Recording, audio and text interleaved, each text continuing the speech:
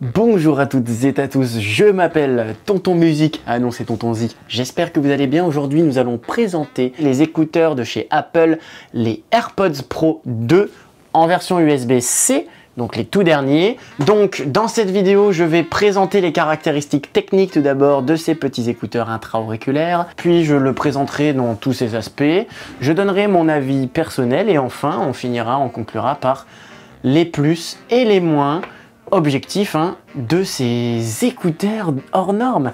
On est parti les gars, bon voilà, je filme avec mon petit Fujifilm XM5. Alors tout d'abord, ce sont les derniers écouteurs de chez Apple.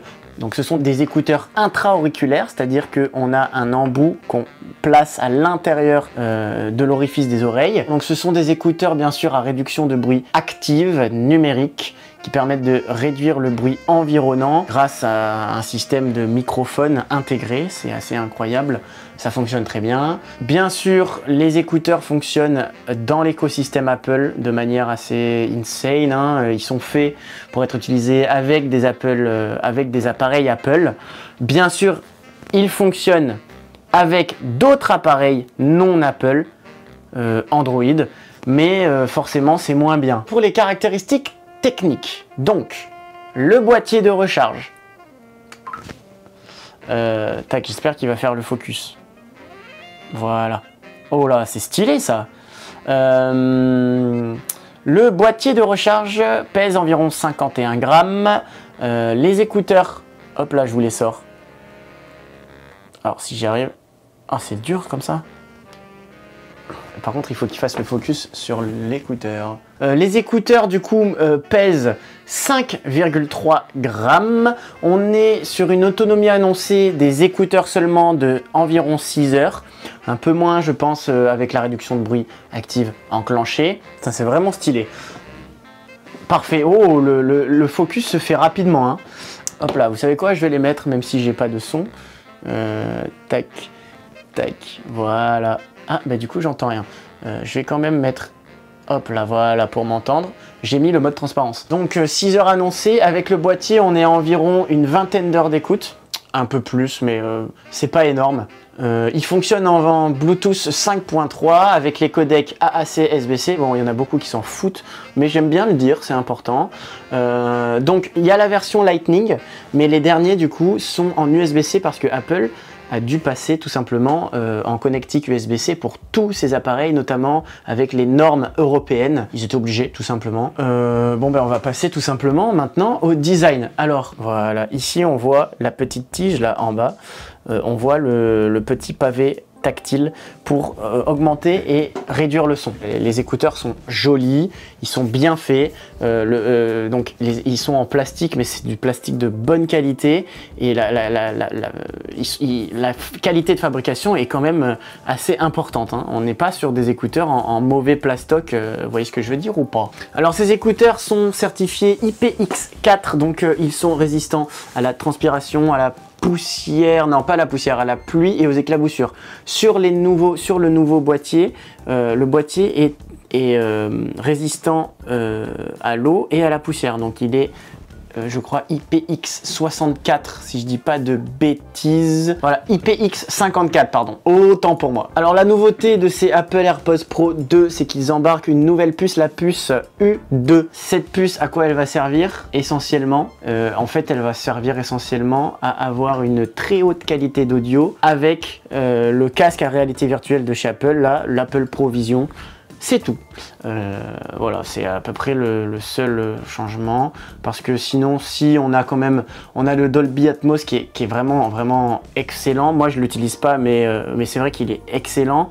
Donc ça a amélioré le Dolby Atmos, l'écoute immersive, avec le son autour. C'est excellent, faut le dire. De toute façon, Apple, dans le domaine du son, ils sont vraiment très forts en fait. Donc cette puce U2 permet de localiser le boîtier, ce qui n'était pas le cas avant. Voilà, c'est quand même sympathique. Voilà, on a une LED verte. Tac, là, je vous montre. Hop là, j'ouvre la petite LED en vert. Et quand on branche, ça fait un petit bruit. Et quand il est chargé, ça fait un petit bruit aussi. Et aussi, fonctionnalité assez sympa. On peut le faire sonner à distance si on l'a perdu. Et lorsqu'il bouge dans le sac aussi, moi ça me saoule, mais lorsqu'il bouge, il sonne automatiquement pour qu'on le retrouve. Alors moi ça me saoule parce que des fois je l'entends sonner alors que je veux pas du tout le prendre. Mais bon voilà, c'est sympa. Peut-être qu'on peut le désactiver, je ne sais pas, je pense qu'on peut le désactiver. Bon voilà, c'est quand même assez pratique en vrai. Donc les écouteurs sont fournis avec 4 tailles d'embout différentes, XS, S, M et L, pour toutes les tailles d'oreilles, hein, franchement, enfin de conduit auditif. Donc ça c'est cool, il reste bien ancré dans l'oreille, il tombe pas, on peut courir, on peut transpirer, on peut y aller, hein, on peut faire des mouvements, il tombe pas. Ils sont bien ancrés dans les oreilles, ils sont confortables, les embouts sont en silicone, c'est du bon silicone, on voit quand même que c'est de la bonne qualité de fabrication parce que on peut rester plusieurs heures à écouter donc de la musique ou peu importe, on peut les avoir plusieurs heures dans les oreilles sans avoir mal. Franchement, ils sont confortables, donc ça pour ça, rien à dire, c'est perfecto. Alors, en termes d'utilisation, donc comme je vous disais, on a là, ici, sur la tige, on a un petit pavé tactile qui permet de descendre ou augmenter le volume. Lorsqu'on presse longtemps, on active la réduction de bruit active ou le mode transparence en fonction du mode qu'on veut mettre. Un appui bref, ça met la musique je crois, ou 2 appuis brefs, je sais plus, mais enfin comme d'habitude, hein, c'est des fonctionnalités qui sont très bien et on peut tout faire via les tiges en fait. On peut répondre à un appel, on peut raccrocher, voilà, c'est quand même pratique en vrai, franchement c'est vraiment pas mal. Tout ce qui est paramètres des écouteurs, il n'existe pas d'application, on gère tout via les paramètres justement de l'iPhone. On va dans Bluetooth, on va et on trouve les écouteurs et c'est ici qu'on va régler tout ce qu'on veut par rapport à nos écouteurs. J'y arrive, hein, waouh. Alors l'audio spatial, moi personnellement je ne l'utilise pas, il est très performant, voilà, je me fie aux différents avis. L'audio spatial est incroyable, donc on a un Dolby Atmos qui est très puissant, voilà, qui fonctionne très bien, ça fonctionne très bien, donc voilà, rien à dire. Voilà, là je lis un peu des tests, ils disent que la scène sonore s'agrandit d'un coup, que on a vraiment un effet waouh garanti, donc c'est vraiment bien en fait, hein. Alors on a le head tracking, pareil moi je l'utilise pas, mais ça a l'air bien. Il faut activer, il s'agit d'un mode optionnel qu'il faut activer en plus de l'audio spatial. Moi je l'utilise pas, à ce qui paraît c'est cool, mais bon, je pense qu'il y a peu de personnes qui utilisent ce genre de mode, donc moi je trouve que ça sert à rien de s'attarder dessus. Après voilà, les passionnés c'est toujours sympa, hein, mais voilà. On passe à la réduction de bruit active. Bon, elle est incroyable, franchement elle est très bien. Apple ils sont très forts là-dedans.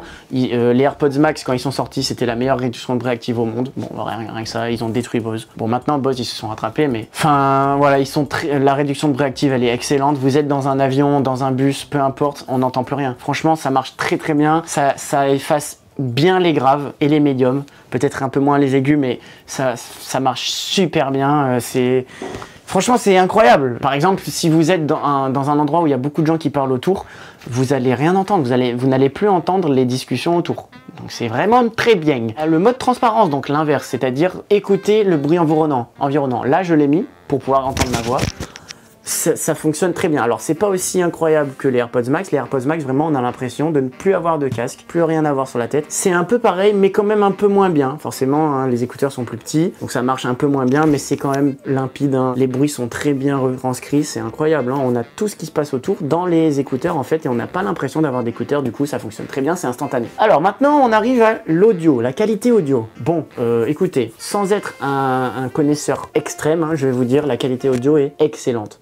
Pour l'audio, en fait, on est vraiment sur une qualité très bonne. On a des bonnes basses qui sont pas surreprésentées comme chez Bose par exemple.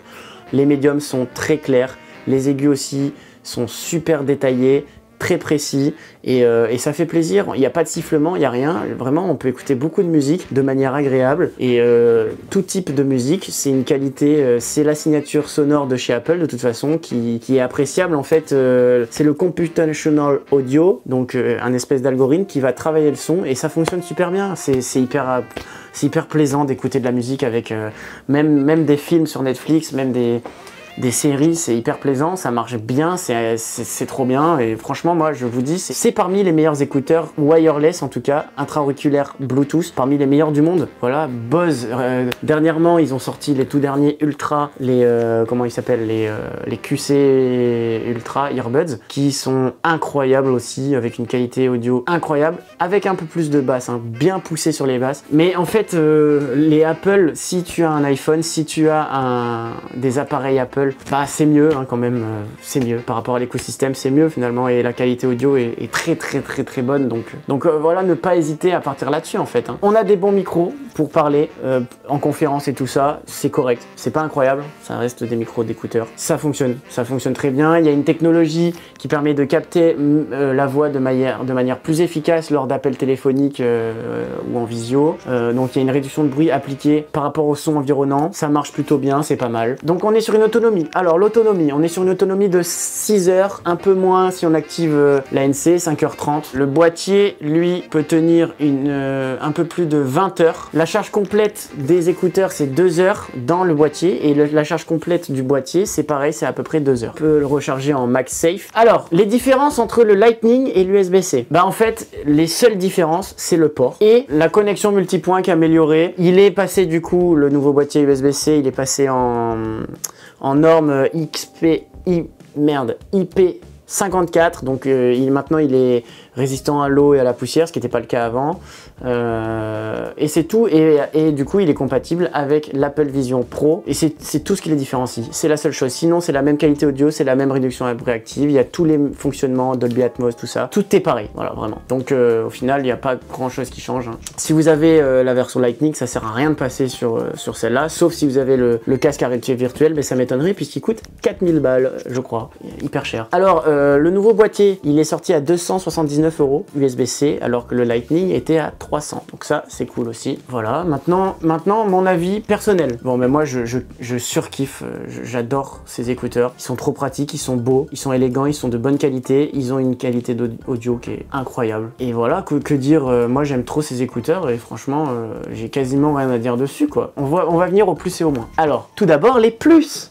Qualité audio excellente. Autonomie, moi je trouve que l'autonomie, elle est très bonne. Il y en a qui disent que ça suffit pas, ça suffit largement. Le design, ils sont très beaux, voilà, ils sont très jolis, ils sont fins. Le confort, ils tiennent très bien dans l'oreille, ils tombent pas et ils font pas mal. Bon, quand je disais la qualité audio, l'équilibre, la signature sonore Apple, voilà, c'est juste insane. Et alors moi j'utilise pas, mais le Dolby Atmos, l'écoute en audio spatial, c'est une dinguerie. À ce qui paraît, je l'utilise pas, mais c'est une dinguerie, donc ça aussi c'est dans les plus. Dans les plus aussi, la réduction de bruit active qui est juste incroyable pour des petits écouteurs, ça marche trop bien. Maintenant les moins.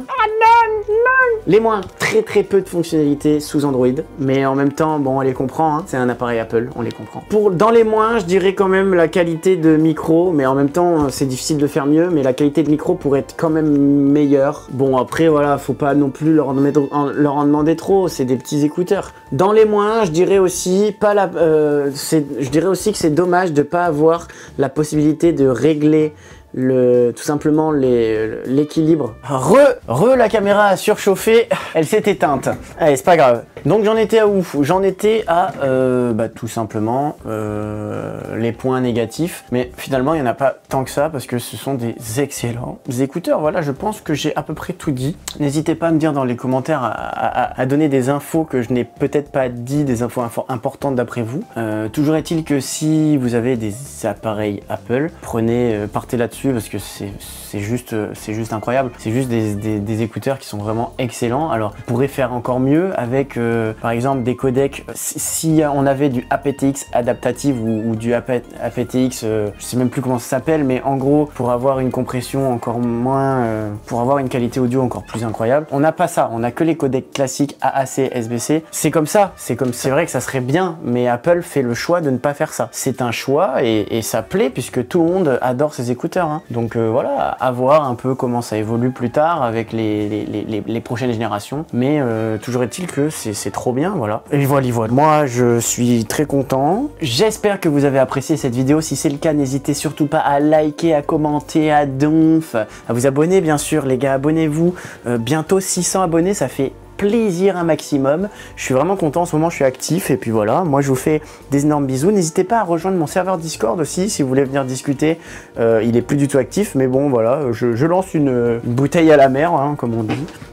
Voilà, voilou. Hop là, écouteur. Focus. Focus. Magnifique. Moi je vous fais des énormes bisous, c'était Tonton Zik et je vous dis à la prochaine. Salute. Ouais.